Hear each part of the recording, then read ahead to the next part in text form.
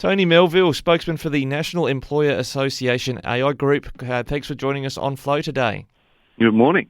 Now, there was an announcement that didn't make huge shockwaves, I thought, on the weekend, but we picked it up on Monday about Greg Hunt, the Health Minister federally, has said there'll be this new indemnity scheme for employers who, if their employees suffer an adverse reaction from vaccination. Can you just walk us through how that's meant to work, first of all?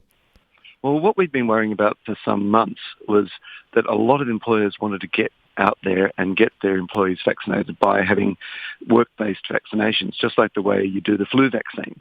The trouble with this particular illness is that there are adverse effects, much more so than the flu. So a lot of employers were holding back because they were worried that they may get sued by their employees.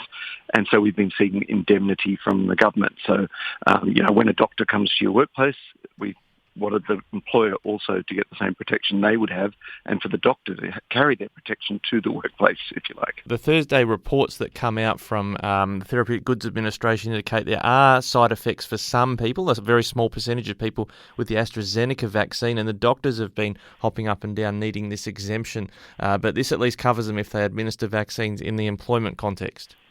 That's right.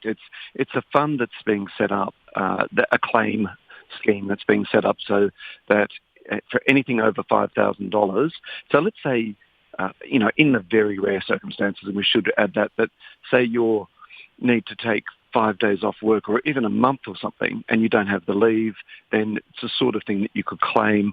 Or if you're incapacitated for even longer than that, it's a claim that can go through Services Australia and you can get some compensation for that. I mean, it's very rare, but it just will give employers just that little bit more confidence in going ahead with that COVID, /flu-style workplace-based vaccination. And some of the employers are looking at doing things in regional and remote areas where they set up with their workers, say in a mine or in a manufacturing facility out there.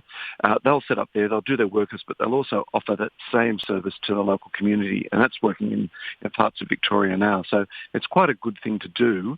And it takes away one of the worries for the employers. I mean, there could still be situations, down the track where an employer gets sued, but more likely in this case, if someone does have that rare adverse reaction that requires some sort of compensation because of damage to themselves, they will first go to this kind of claim. Is this scheme one that's limited to COVID-19 vaccination? Some people get a flu jab and they sometimes are crook for a couple of days afterwards, or is there already an existing scheme for other types of vaccination? Look, I think this is really focused on COVID. I mean, that's the whole idea of it. It's to try and encourage people to get out there and get vaccinated, as everyone should do, and it also to make it, help the employer to get involved. And just lastly, was it something that your group was advocating for a while on behalf of employers, that this was needed? That's right. We've been saying that employers needed the same sort of protections in their workplace when they're giving the vaccination as a doctor would in their practice. So, we've been going for that for quite some months and have been talking to the government about it. They consulted with us and other professionals, and we've got this step in the right direction, as they say, and so employers will be rest a little bit more comfortably and get that vaccination program going fast. Well, Tony Melville from AiGroup, thanks for joining us on Flow and clearing that up for us. No worries. Talk again.